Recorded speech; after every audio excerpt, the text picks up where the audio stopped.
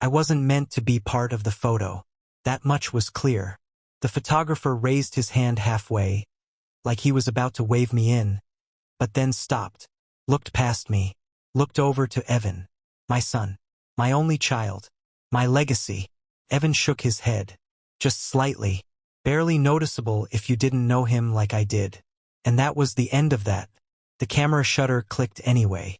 Lily's family smiled wide, full bloom, like they'd rehearsed. Her father stood in the center, the patriarch. Hands around both their shoulders, the kind of man whose cufflinks catch the light even indoors. The kind of man people listen to before he said a word. The kind of man I had pretended to be, for years. I stood at the edge of the tent. White canvas, gold trim, orchids sweating in glass bowls. Plastic flute of champagne. My name tag clung to my jacket like a parasite. Mr. Daniel Hart, guest. Guest. That word. That small, surgical wound in the chest. Nothing more. No one noticed I was alone. Or maybe they did and just assumed I'd earned it. That I was some relic from Evan's childhood. A holdover from a life he'd already repackaged and sold off. People like me weren't part of these events. Not really. We paid. We smiled. We stepped out of the frame. They laughed easily on that side of the aisle. The bride's people. Evan's new world. A cousin from Boston told the DJ to skip the classics. Play something with bass, he said, as if the ceremony needed more swagger. The father of the bride toasted new beginnings, while I sipped the champagne I had paid for. The venue deposit? Mine. Caterer's overtime? Mine. The custom dance floor with their initials? Mine. Lily's dress? A gift from her uncle, they said, though the transfer had come from my account, routed through Evans. Even the valet tips had come from me. Envelopes labeled and sealed the night before. Evan hadn't touched a dime of his own money, and yet here I was, unnamed, unclaimed. I caught a whisper. One of Lily's relatives, smiling too hard, leaning into another. Who's that? The one by the speakers? Yeah. Somebody said he's from a previous marriage. Oh, that explains it. Then laughter like I was a good joke. It wasn't the first time I'd heard it. That label. Previous. As if my presence could be filed under expired warranties and old tax returns. As if the years I spent raising Evan, through nosebleeds, tantrums, high fevers, and long nights, had been a temporary condition. Placeholder. I had raised that boy when his mother left. Stayed when the grief swallowed her up and she forgot to ask him about his day. It was me who kept the house warm, the fridge stocked, the lights on. I was there through it all. Braces, bullies, car wrecks. But none of that earned me a place in the speech. Or even on the seating chart. The lights dimmed. Evan stood on the dais, smiling like a man who'd never known struggle. Lily beamed beside him, radiant in borrowed pearls and fake gratitude. I tried to catch his eye. I raised my glass subtle. A gesture. Just enough. He didn't look at me. And when Lily's mother raised her glass and said, Evan, you've finally found someone worthy. A man with vision, with ambition. I waited. For a nod in my direction. A glance. A breath of acknowledgement. Nothing. The toast continued.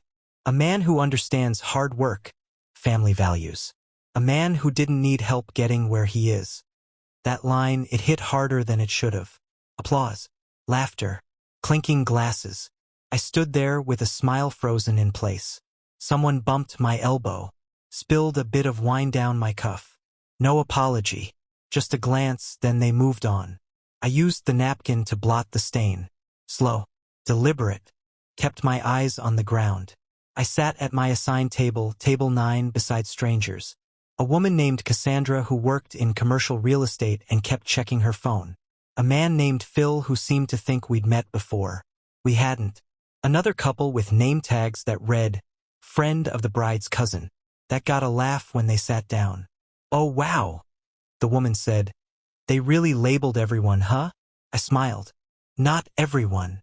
She blinked. Sorry. Nothing. I waved it off. Enjoy the salad. The music started again. A string quartet version of some pop song I didn't recognize. They had spared no expense. The food was exquisite, the lighting tasteful, the favors embossed. And all of it built on money I had earned.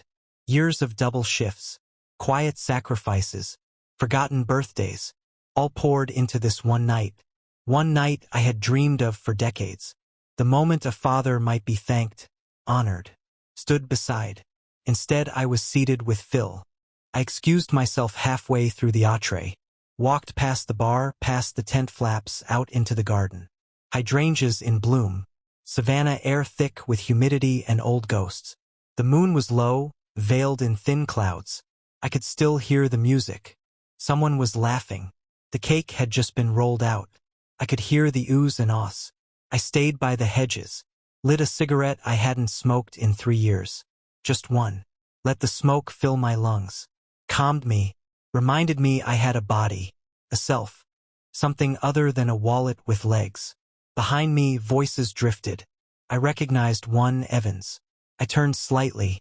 He stood near the fountain, flanked by Lily and her brother. He was smiling, laughing about something. The past didn't live on his face at all. Not the struggle. Not the nights I stayed up helping him finish college applications. Not the nights I held his head while he vomited after his first heartbreak. Nothing. Just the perfect son of perfect circumstances. He had erased me so cleanly, it was as if I'd never existed. I flicked the cigarette into the bushes. Let the ember die there. Inside, the father-daughter dance began. Applause. Tears. The song was something soft, familiar. I couldn't remember the title, only the ache. I watched Lily's father hold her close. Evan stood at the edge, clapping along. Smiling. Always smiling. I looked for Evan's mother. She was tucked behind a pillar, nursing a cocktail. She caught my eye briefly, nodded. That was all. There was no mother-son dance. Lily had said it felt outdated. Too gendered, she'd called it. Let's skip the traditions that don't serve us.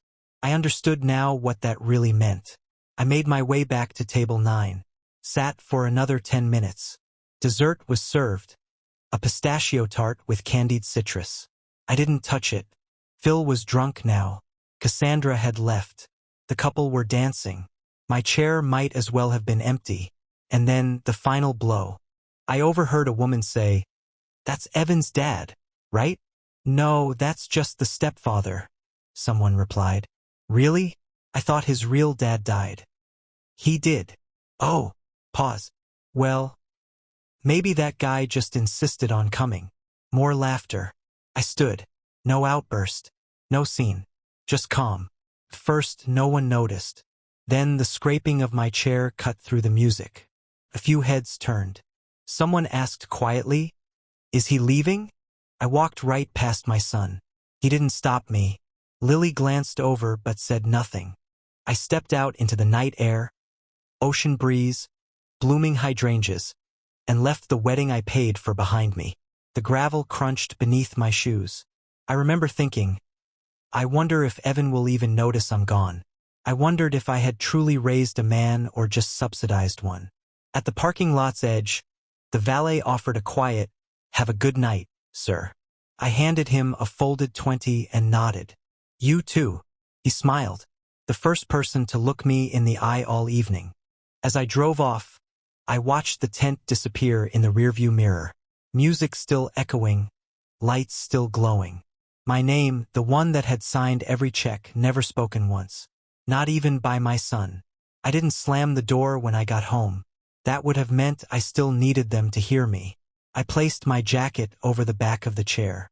Set the car keys in their usual bowl by the entryway. Walked into the kitchen and poured myself a glass of water. My hands were steady. That surprised me. I thought they would shake. They didn't. I stood there in the silence of my own house. The house where Evan had grown up, where I had patched drywall after his teenage outbursts, where I had replaced the roof the year he got into college, and I felt something unfamiliar. Not anger. Clarity. He hadn't defended me. Not once. Not when they mislabeled me. Not when they erased me. Not when they reduced me to guest. He had watched it happen, accepted it, participated in it. And that meant it wasn't an accident. It was a decision.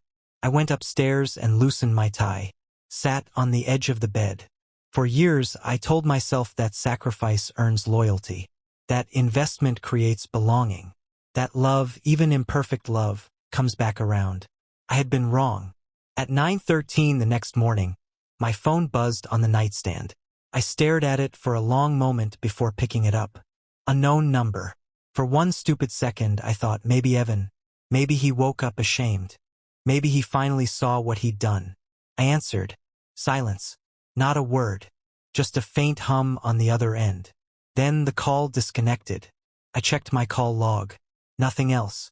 I walked downstairs. The house still smelled faintly of the cologne I'd worn to the wedding. A reminder of how carefully I'd prepared. How deliberately I'd tried to look like I belonged. Evan and Lily had stayed the night. Their luggage sat by the couch. Wedding gifts stacked on the dining table like trophies.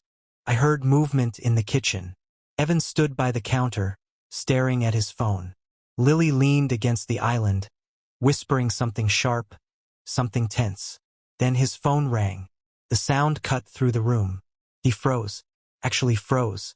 His eyes flicked to Lily, then briefly to me. Just a flicker, like I was part of the furniture. He answered. Yeah? He said. Pause. What do you mean? Another pause. His jaw tightened. No, that's impossible. I stayed silent, leaned against the doorway. Lily's voice sharpened. What is it? He covered the receiver. It's the venue. Something about the contract. The contract. I almost smiled. Everything had been under his name. That was his idea. It'll look cleaner, he'd said. More adult. He'd wanted the optics, the image of independence. So I let him have it. I handed him my card. I transferred the funds. I wired deposits. But the paperwork? His signature. His email. His phone number. I never insisted my name be anywhere, because I thought my name lived somewhere deeper. I was wrong. He turned slightly away from me as he spoke again. No, I didn't see that clause. Pause. Late penalty? That doesn't make sense. We paid. Did we? He had never checked. Never asked where the money came from. Never looked at the numbers. He just assumed, because I had always handled it. I watched the color drain from his face. There must be a mistake, he said, quieter now. Another long silence. Lily grabbed his arm. Evan, what's happening? He swallowed. They're saying the final vendor balance wasn't cleared. They're threatening to charge additional fees. Lily's eyes widened. That's not possible. My mom said everything was handled. Evan nodded stiffly. It was. I thought it was. He finally looked at me then. Not with gratitude. Not with respect. With expectation. Like I was supposed to fix it. I didn't move. Didn't offer explanation. Didn't reach for my wallet. The silence stretched between us. Did you? He started. I tilted my head slightly. Did I what? He hesitated. Lily watched me like I was a suspect. Did you send the final transfer? He asked. There it was. Not thank you. Not I'm sorry. Not even can we talk. Just a transaction. I stepped fully into the kitchen. I transferred exactly what you asked for, I said evenly. To the account you provided. Under your name. His breathing grew shallow. They're saying there's an outstanding catering overage.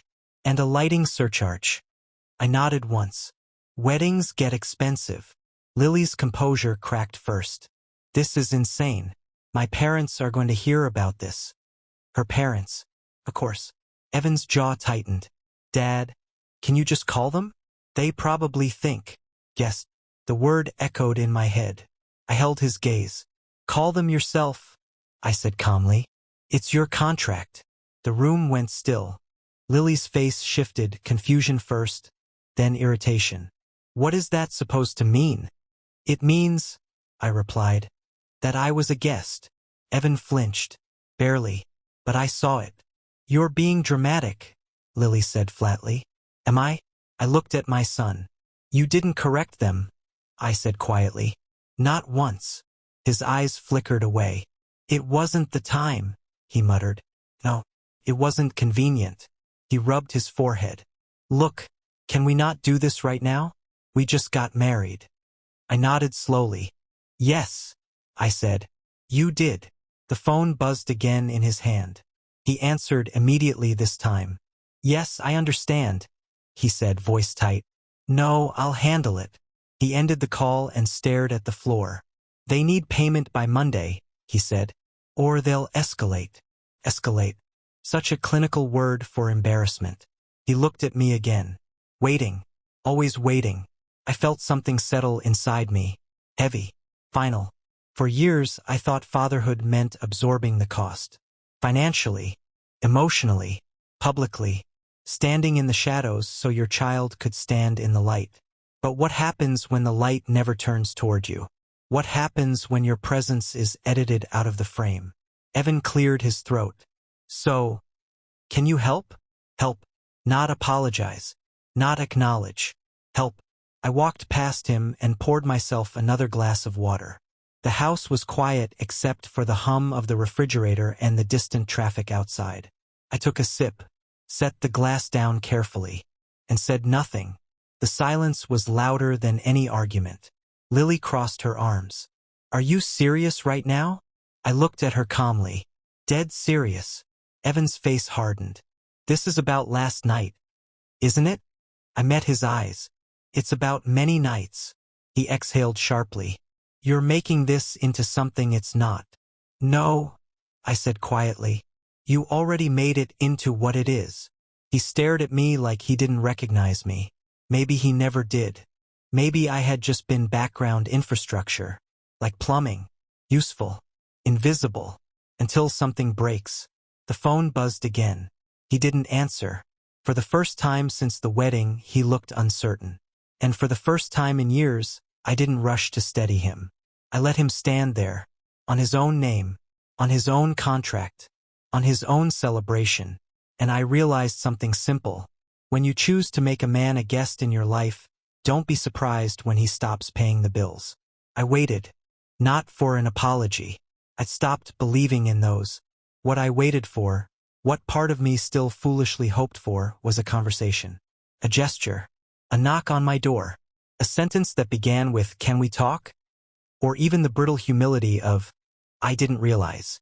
But the house stayed quiet. I heard Evan and Lily in the next room. Their voices low. Their words hushed as if shame could be controlled by volume. They spoke in fragments. "He's overreacting," I heard Lily say. "He's your dad, isn't he?" Then silence. Then Evan's voice, quieter. "Not like that. Not really. Not really." I sat by the window with a cup of coffee gone cold, watching the lawn. I had mowed it the week before. Lines still crisp in the morning light. My boots had left tracks across the garden beds. The hydrangeas were starting to bloom again. I'd planted them for his mother before she left. She never came back for them. Now they bloomed for no one. I wasn't angry. Not anymore. What I felt was closer to a quiet kind of death. Like when you realize the house you spent decades building was never a home. Just a well-decorated waiting room. A place you passed time in, hoping someone would remember you were there. He didn't come talk to me. Didn't ask why I left the wedding early. Didn't say thanks. Didn't ask what the venue said. The only words he offered came hours later, in passing, as he passed me in the hallway with his shoes in hand. "Just let me know if you're gonna call them back." That was it. No look. No pause. Just a request for a service. Like I was the concierge. So I made a decision. Not out of bitterness. Not revenge. But truth. They had built a life that didn't include me. Not emotionally. Not socially. Not in name, title, or speech. A wedding is a declaration. And what theirs had declared loudly, clearly, was that I was an outsider. Peripheral. Disposable. So I decided to accept that role. I went to my office and opened the drawer where the documents lived. The papers no one ever thanked me for signing. I looked at the tabs: insurance, tuition, utilities, auto. And then I started removing my name. The first was easy: tuition. A monthly auto draft that had pulled from my checking account for 2 years. I clicked cancel, and the page reloaded like nothing had happened. But something had. The tie had been severed. Next, the health insurance. Evan was still listed as a dependent under my employer's policy. He had no idea. He thought it was his own plan. I filled out the form, requested removal, scheduled it for the end of the month. Then the car insurance. He and Lily drove a hybrid I had co-signed for. I paid the premiums, the coverage, the gap insurance. I canceled it all. It took less than 15 minutes to undo what had taken years to build. Every time I clicked remove, I expected to feel guilt. I didn't. All I felt was air rushing into a space that had been strangled for too long. I walked down the hall, opened the safe, took out my birth certificate, my passport, the old will I had written back when I still believed in family. I left their files untouched. Let them figure out what mattered. On the mantel was a photo from Evan's graduation. I had paid for his cap and gown. His mother hadn't flown in. Lily hadn't yet entered the picture. Just me and Evan. I stood beside him, holding his diploma while he barely smiled. I took it down, removed the photo from the frame, left the frame empty on the shelf. That was the hardest part. Not because of sentiment, because of the silence it left behind. By noon I had withdrawn entirely. Not with fury, not with spectacle. Just gone. Like a shadow when the light shifts. They didn't notice. Or they noticed and said nothing. By late afternoon, Lily was in the living room, laptop open, bills spread out around her. "Do you know if the insurance card is still valid?" she called out. Evan didn't answer. She tried again. "Evan, the medical one, for the follow-up next week." He walked past the hallway and muttered, "I think so. Why?" She clicked something. It's saying the plan ends on the 30th. A pause. Then footsteps, whispered voices, and then the sound of a door closing. I didn't say a word. That evening they went out. Probably to Lily's parents. Probably to be around people who believed Evan had built his life from scratch. People who called him self-made. People who toasted to his ambition. I sat alone in the kitchen and made myself dinner. Plain sandwich. One plate. No wine. No music. Just the quiet tick of the wall clock and the sound of my own chewing. And in that silence, something finally clicked into place. I was not angry. I was not heartbroken. I was free. I had played a role so long that I had forgotten it wasn't mine. They had never seen me as a father, only as support, as scaffolding, the structure behind the painting. And when the portrait was finished, they forgot the frame was holding it up. So I stepped away, and the painting sagged. They returned later, past midnight. I heard the key in the lock, the nervous giggle, the shuffle of bags. Lily whispered, "Maybe he's asleep." Evan replied, "I doubt it." I stayed seated in the dark, watching the hallway, listening. Footsteps on the stairs. A door closed. I went to the kitchen, picked up the last of the unopened wedding gifts from the table. A box marked, "From Uncle David." I opened it. A silver tray, monogrammed ENL. I placed it on the counter, looked at it, then walked it to the trash and dropped it in. Not out of spite, out of honesty. It had nothing to do with me. The next morning I woke early, brewed coffee, opened the windows. The house was quiet. Not angry, not tense, just real. No more pretending, no more performing. I sat with my cup and listened to the birds, the wind, the sound of a house that had finally exhaled. Lily came downstairs first. She avoided my gaze, poured herself water, sat across from me but didn't speak. Then Evan. He looked tired, as if silence had weight. He opened his mouth, closed it again. I waited. He tried again. "Are you okay?" I smiled, the kind of smile that doesn't reach the eyes. "I'm not your father," I said. He blinked. "What?" I sipped my coffee. "I'm not your father," I repeated. "You made that clear, and I've decided to respect your choice." He looked to Lily. She said nothing. "You don't mean that," he said finally. I nodded. "I do. You built your own life. You married into new blood. You made a guest list. I was on it, just not as family." He looked hurt. It was a new expression on him. "You raised me," he said quietly. I nodded. "I did." "Then why?" "Because you taught me who I am now, and who I'm not." The room went still. Lily looked down at her hands. Evan stood, pushed his chair back, walked out of the kitchen. He didn't slam the door. I finished my coffee. Then I stood and walked upstairs, pulled out the last remaining threads, the old birthday cards I had saved, the shoebox of receipts from school trips, braces, summer camps. I burned them in the fire pit that afternoon. It was a clear day. No wind. The smoke rose straight into the sky, and for the first time in decades, I felt like the air in my lungs was mine. The morning after the fire, I woke to silence. Not the kind that hums with tension, but the true kind. The deep, hollow quiet that settles into the bones of an emptied place. I lay in bed for a while and listened. No footsteps, no hushed arguments, no doors creaking under the weight of withheld words. Just the wind brushing against the siding, and the faint groan of old beams remembering their purpose. I didn't check my phone.